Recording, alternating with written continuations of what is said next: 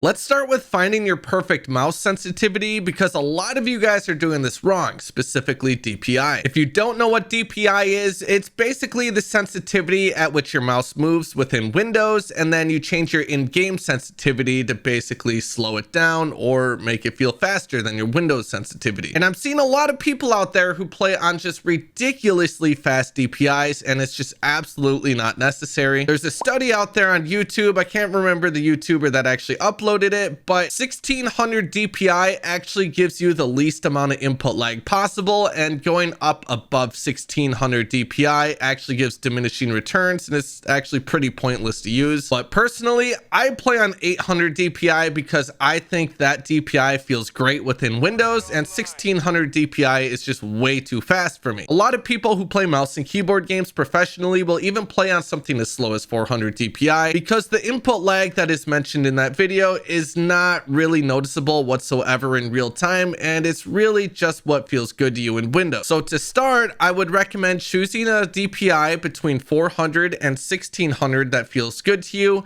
and then work on your in-game sensitivity from there. But how exactly do you find your perfect in-game sensitivity? This is something I have always struggled with. I am always changing my sensitivity up until recently, but the most common way for finding the perfect sensitivity for you is actually just to load up a game like this, find a little object in game and just ADS at it, and then just strafe left and right and try to keep your red dot right there on top of it. And once you find something that feels good, and that you're keeping your red dot on top of that object pretty well, then just stick with that sensitivity. The only problem is I've done this on very fast sensitivities and very slow sensitivities and found that I was able to track an object like this very easily. So it didn't feel like a very consistent way of finding my perfect sensitivity for me. And that's when I found this game called Oblivity, which actually helps you find your perfect sensitivity. And no, this is not a sponsored video. I just absolutely love this program. It is on Steam. It's $10. So if you have the extra money and you're really looking to find your perfect sensitivity, this is the best option I have ever found. It's basically an aim training program, and it's going to be a grind to find your perfect sensitivity. Basically what you have to do is, I believe it's 60 different scenarios a day you have to do over the course of, I think it was 3 or 4 days, depending on which scenario you choose. And it'll basically change your sensitivity from scenario to scenario, and it'll track which sensitivity you're performing the best on, and eventually you will find your perfect sensitivity by doing this. So if you care an immense amount about finding your perfect sensitivity, I highly recommend checking this program out. Like I said, it's called Oblivity on Steam, and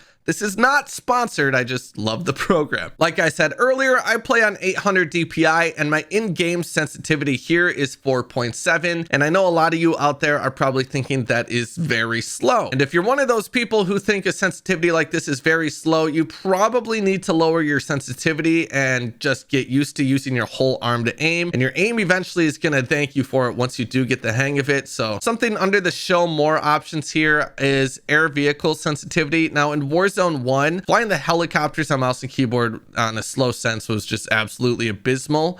And what I would do is I'd crank this sensitivity all the way up. Obviously, Warzone 2 isn't out yet, so I don't know how that's going to feel, as I haven't flown any helicopters or anything in Ground War. But if it is like that, just keep in mind that you can switch that sensitivity here. I know some people like to lower their ADS sensitivity. I personally don't. I like it to feel like I have the same sensitivity when I'm ADS'd as when I'm hip firing. But, you know, if that matters to you, you can change it there. And then I would click show more and then change this ADS sensitivity transition timing to instant. This will make it so the second you click your ADS button, your ADS sensitivity will be applied. And I'm not going to be going through every single little setting here individually because a lot of this stuff, actually most of this stuff, is left default, but I do recommend switching your ADS sensitivity type to relative. But if you do want your ADS sensitivity to be the exact same sensitivity ADS as it is hip fire, I know a lot of people used to do legacy here. They would switch to one of the legacy settings, but in my experience, if you want to do that, I would just change this monitor distance coefficient all the way down to 0. Now, monitor distance coefficient, there's 3 different options I would recommend here. The default is 1.33, and it's just what I'm used to playing, but I do mess with this a lot. What you can do is either leave it at 1.33 if you're very comfortable with that, or you could switch this to 1.78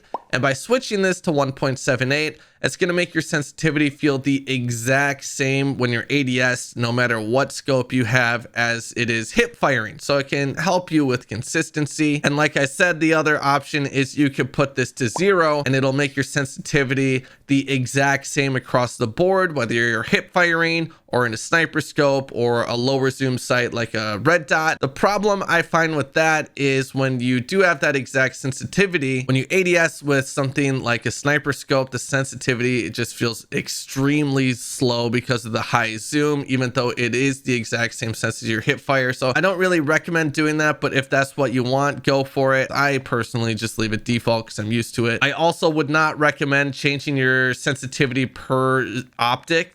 I just feel like that's throwing off muscle memory. I would not recommend doing that. And mouse calibration, make sure just all this mouse acceleration, filtering, smoothing, make sure that's all turned off. And then I leave the mouse wheel delay just at default, which is 80. This is very important that these are all off because this will affect your muscle memory in game and we do not want that. Moving over to the gameplay tab. Now, a lot of this stuff, guys, is default, right? I have toggle for prone and crouch behavior. I play on automatic tactical sprint. Now, this was the move and the meta in Warzone 1 in MW 2019. I'm seeing a lot of people turn this off now because getting caught tactical sprinting in this game can get you killed in a lot of scenarios, because this game is much more tactical than MW 2019 and there's not really any movement you can use to your advantage. So I feel like I will have to get used to having this turned off here soon. But if you do turn it off, make sure that you have tactical sprint behavior just set to single tap sprint here, which I believe is default. I believe these two settings are both set to default, and then you can change the movement advanced settings here. I believe I have almost all these default besides parachute auto deploy. This is mostly going to be for Warzone 2 when it comes out. It's just going to make it sure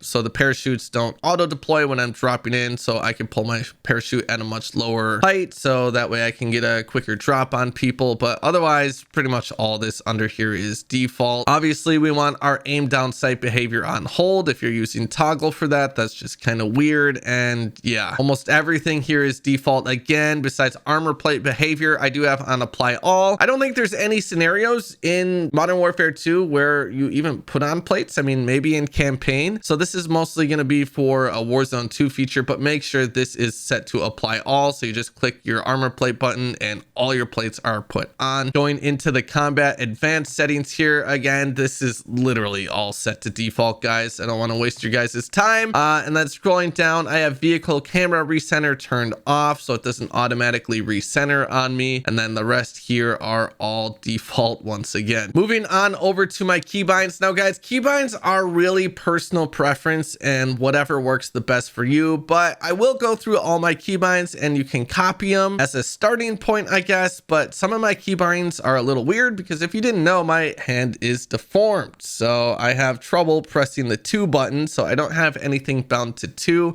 And I use the 3 button to switch my weapons because of that. But I will just scroll through here and let you guys just copy all of my keybinds if you are interested in that. But like I said, I recommend just customizing these yourself to whatever you feel the most comfortable on. Now, I do know there are some advanced keybinds here. I haven't really gone through and messed with all that. Some of them were auto changed because of me changing other keybinds in the normal keybind section. Like somehow horn got unkeybinded. I must use that keybind for something else, so I'll have to change that eventually. But yeah, these are all my keybinds. And then we go up and we can see the movement advanced keybinds. Some of these probably got changed as well from just changing the new key or the normal keybinds, but I don't think I would really recommend going inside of here and messing with any of the advanced keybinds. It's not really necessary at all, but things could change. So if things do change, I will make an updated video on all the keybinds and keyboard and mouse settings. So make sure you click the subscribe button to stay up to date with all that, as I'm sure that is going to change in the future, especially once we get into Warzone 2. If this video did help you out, make sure you click the like button as well. And just a reminder, I stream almost every single day over on Twitch. Link is at the top of the description. So make sure you go drop a follow over there, and